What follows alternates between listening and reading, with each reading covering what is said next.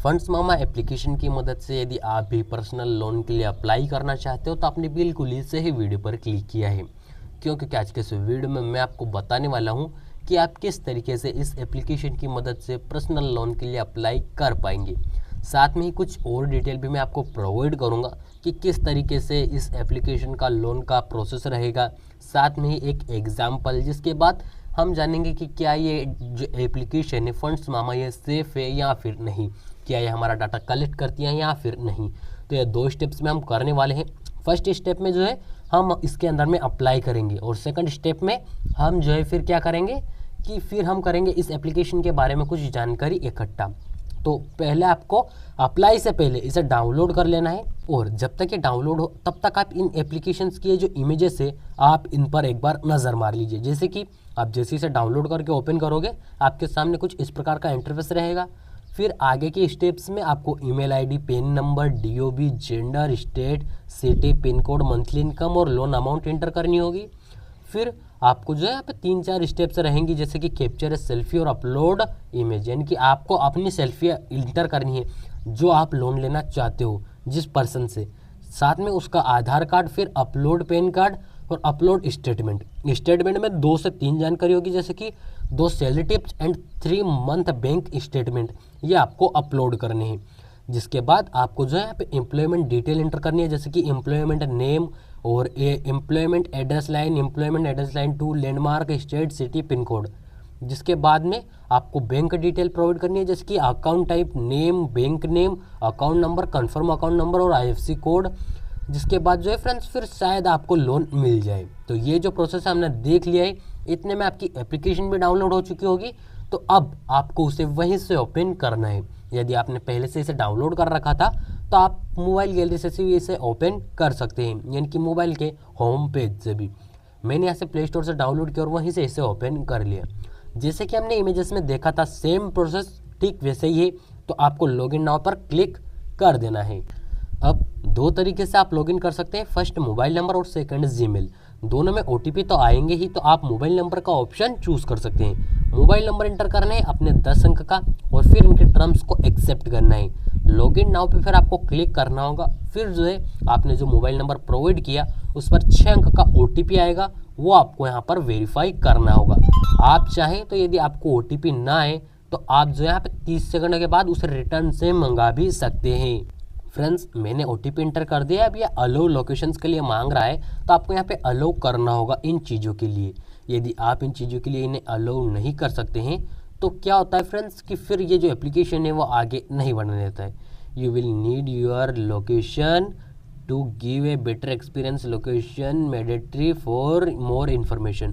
Friends यहाँ पे इन्होंने दे रखा है कि यदि आप लोकेशन अपनी इंटर नहीं करोगे तो ये मैंडेटरी है, आपको आगे बढ़ने नहीं दिया जाएगा। तो आपको लोकेशंस के लिए इनको अलो करना होगा।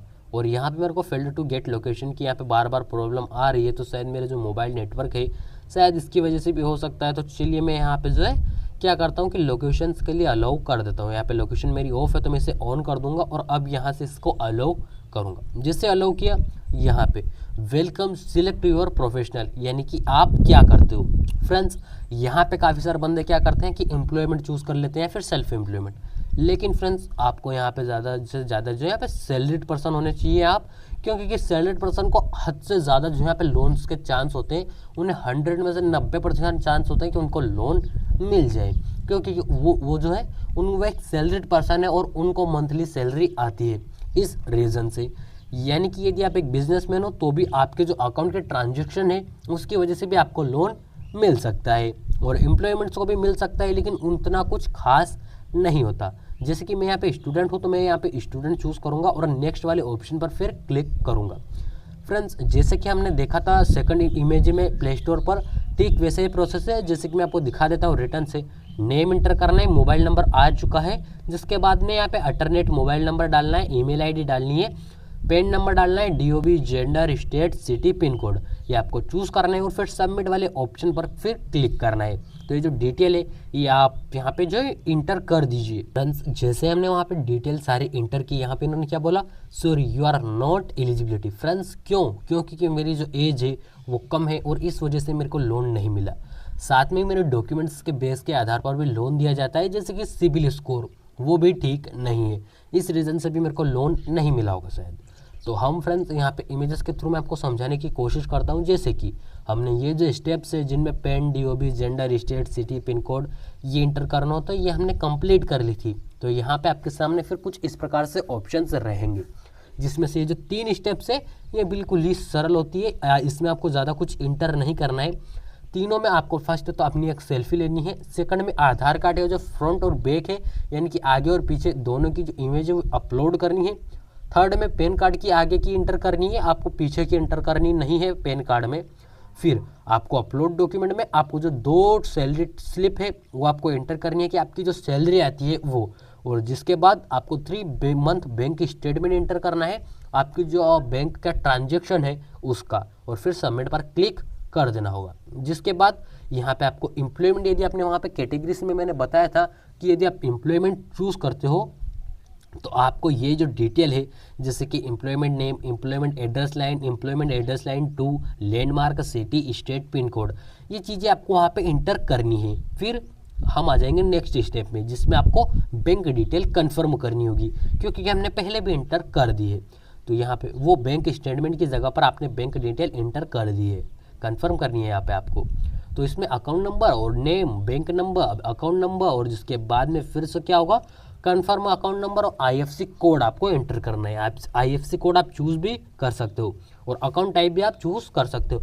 बाकी ये जो है ये आपको स्वयं ही प्रोवाइड करने होंगे। फिर जो है फ्रेंड्स यहाँ पे आपको लोन मिल जाएगा, आपको बिना किसी ज़्यादा जानकारी के। अब हम बता देते हैं इस एप्लीकेशन के बारे में कुछ बेसिक जानकारी। जैसे कि फ्रेंड्स आप यहाँ देख सकते हो इसकी रेटिंग है 3.9 की, और 3000 इसे रिव्यू मिल चुके हैं, 1 लाख प्लस लोग इसे डाउनलोड कर चुके हैं। साथ में डाटा एंड सेफ्टी की यदि बात की जाए तो मैं आपको डाटा एंड सेफ्टी दिखा देना चाहता हूँ।